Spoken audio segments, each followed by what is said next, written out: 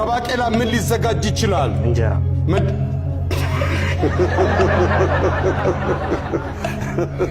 ምንድነው የሴት ጫማ ነው የምትሰራው? የሴት ከባዱ ስራ ምንድነው? የሴት ጫማ መሸጥ። እኔ ተሸክሜ ስሄድ ሚከብድ ከዛ ገንዘብ ውስጥ ደግሞ ይቀላል። አልጠብስ አልሸጥ ሲል ለማዘር ነው የምሰጠው።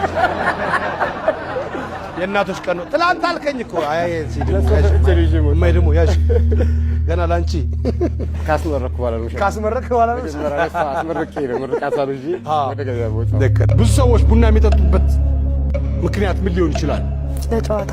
ለጨዋታ ሻይ ቡና እያልን እንጨዋወት ይላል። 70 ብር እኮ ነው አሁን አንድ ማኪያቶ። ማን ይከፍላል በሚል ጸጥ ብሎ የሚታዩት እንጨዋወት ተብሎ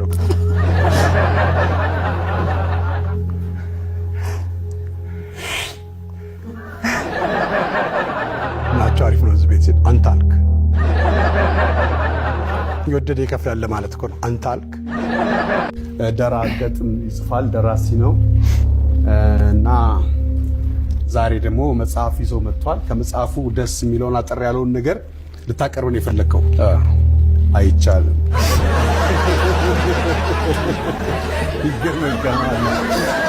ሁሉ ሰላም። ስራ አገኘሽ ጀመርሽ? እየፈለግሽ ነው?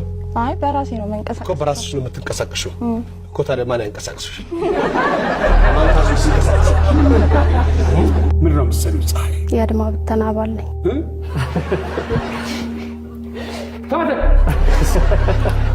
ምን ሰራላችሁ? ፀሐይ አግብተሻል? አላገባውም። እንዴ የት ታገኘው? አብዛኛው ወንደላጤ ኩሽና ውስጥ የሚኖር ዕቃ ምን ሊሆን ይችላል? ድስት። ድስት የሌለው ወንደላጤ ካከረው ነው የሚጓሰው፣ ፌስታል ነው የሚቀቀለው። ከሚታወቁ የሙዚቃ አቀናባሪዎች አንዱን ጥቀስ። አብነት አጉናፍ። አንዲት ሴት ልጅ ከመውለዷ በፊት ባሏ እንዲያውቀው የምትፈልገው ነገር ምን ሊሆን ይችላል? ካላስፈላጊ ጓደኞች ጋር መዋል። አላስፈላጊ መሰባሰብ ነው የሚሉት። ታመተን አብዛኛው ወንደላጤ ኩሽና ውስጥ የሚኖር ዕቃ ምን ሊሆን ይችላል? መዘብዘብ። ግን የተላኩ ሰዎች ስለ ሙሽራው ምን ሊዋሹ ይችላል? ሀብት አለው። አንደኛው መልስ ነው ገቢውንና ሀብቱን። ችግሩ እኮ ከጠያቂዎቹ ምን አለው ብለው መጠየቃቸው አይደል?